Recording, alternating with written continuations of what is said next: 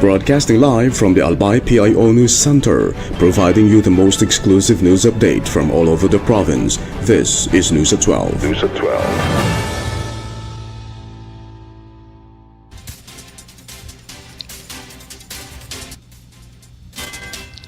In the local scene, the provincial government of Albay has expanded its Benteng Bigas Meron Na program to provide affordable rice to job order workers at the provincial capital.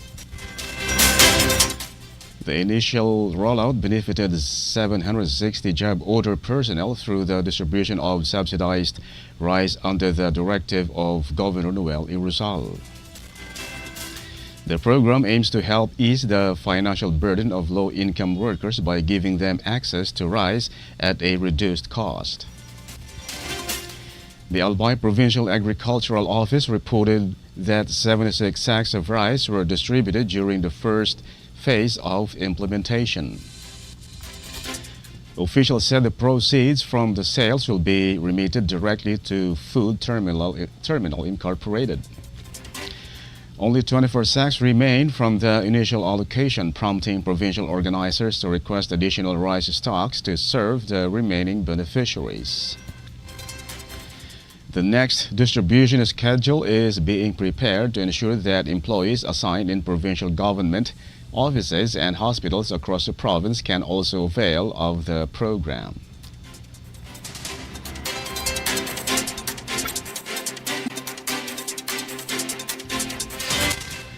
In other story,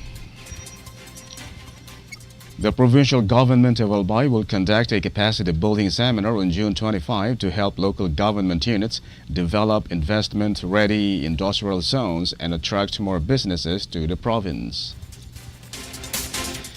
The activity aims to strengthen the capability of local government units to transform areas identified in their comprehensive land use plans into industrial zones that can support economic growth and employment opportunities. The seminar will be led by the Local Economic Development and Investment Promotion Office in partnership with the Department of Trade and Industry Albay Provincial Office, the Philippine Economic Zone Authority, and other development partners.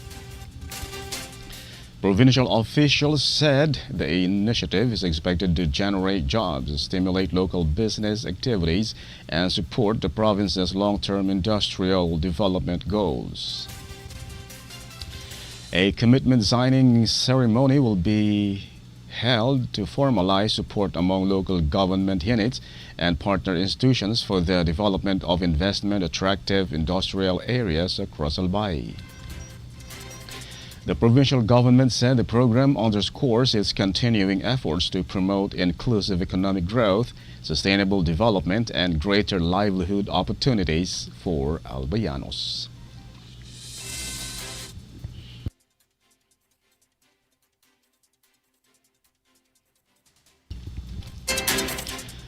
In other news, the provincial government of Albay is moving forward with plans to transfer the Philippine Air Force's Tactical Operations Group 5 from the old Legazpi Airport to the Bicol International Airport in Daraga.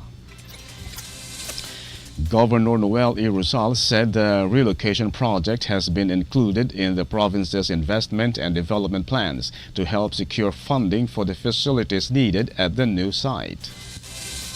The proposed transfer will require about 30 hectares of land for offices, barracks, hangars, and other support facilities. The provincial official said the relocation is intended to support the province's proposed township project while strengthening aviation-related infrastructure in the area. The Provincial Human Settlement Office recently met with representatives from the Department of Transportation Region 5 and the municipality of Daraga to discuss preparations for the project. Discussions focused on properties that may be affected by airport expansion and the acquisition of land needed for the transfer of the Air Force operating base. Officials also reviewed measures to protect the rights of affected residents and coordinate possible relocation assistance for households that may be impacted. The provincial government said coordination with national agencies and local stakeholders is continuing to ensure the smooth implementation of the project while addressing community concerns.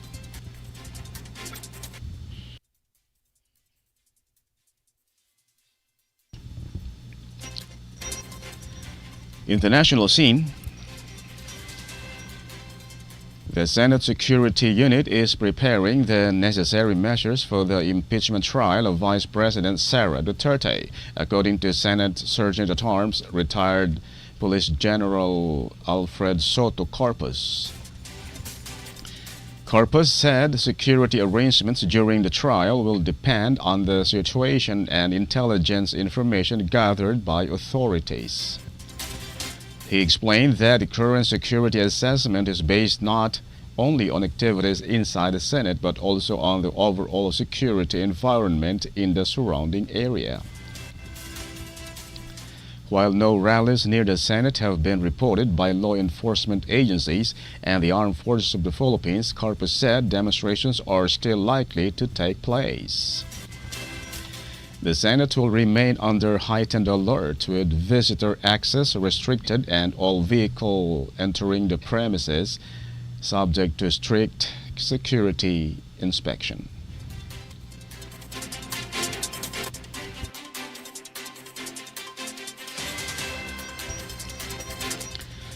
In other story,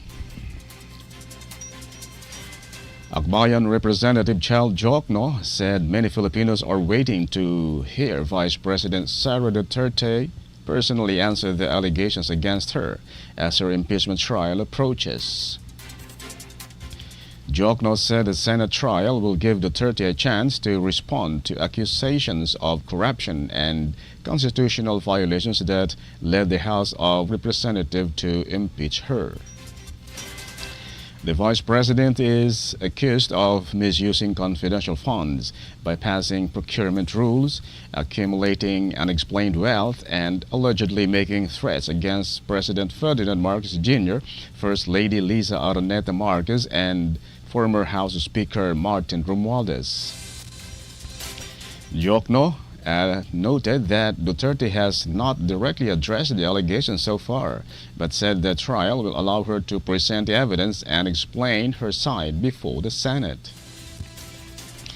As pre-trial proceedings continue ahead of the expected July 6 start of the trial, Jokno urged senator judges to remain impartial and said the prosecution is focused on presenting strong evidence rather than counting votes.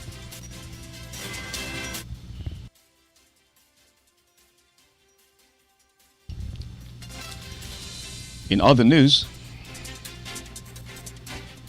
a Commission on Audit Records officer testified before the Sandigan Bayan on Monday in the graft case against former Health Secretary Francisco Duque III over the transfer of 41 billion pesos in Department of Health funds for COVID-19 supplies. COA Records custodian Eljon Jumamil presented boxes of documents during the second day of the trial, while defense lawyers questioned their admission due to pending verification. The court, led by Associate Justice Maria Teresa Mendoza Arcega, allowed the documents to be conditionally admitted as evidence. Jumamil said he was not involved in preparing the documents, did not know their contents, and had no dealings with Duque during the period in question. Prosecutors allege that Duque and former Budget Undersecretary Christopher Lloyd Lau improperly facilitated the 41.46 billion pesos transfer to PSDBM for pandemic supplies, with the next hearing set for July 6.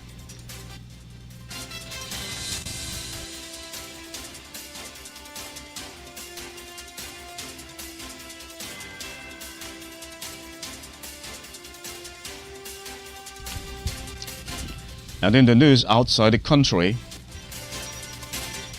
Taiwan has started a 5-day series of combat readiness drills beginning Monday, according to the island's defense ministry, as it prepares for the possibility of Chinese military threat.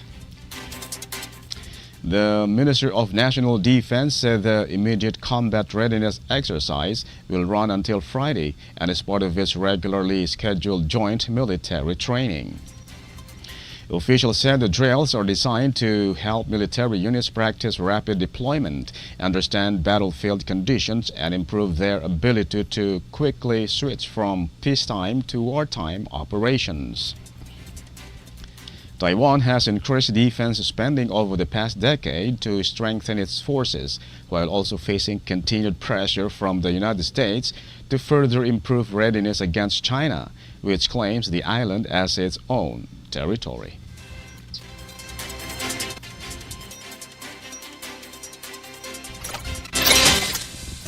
In other story, Iran and the United States have agreed with mediation from Pakistan and Qatar on a 60-day roadmap aimed at reaching a final deal to end the conflict, according to a joint statement released on Monday. The plan also includes setting up a deconfliction mechanism involving Lebanon to reduce military clashes and ensure an end to ongoing fighting in the region. Both sides agreed to create a communication line to prevent incidents in the Strait of Hormuz and help keep the vital shipping route open for commercial vessels.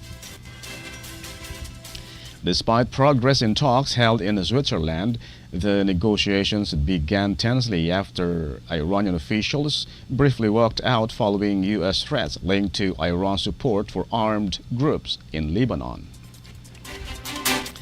Mediators said further technical talks will continue over the next 60 days, even as major disagreements remain over sanctions, regional conflicts, and Iran's broader military influence.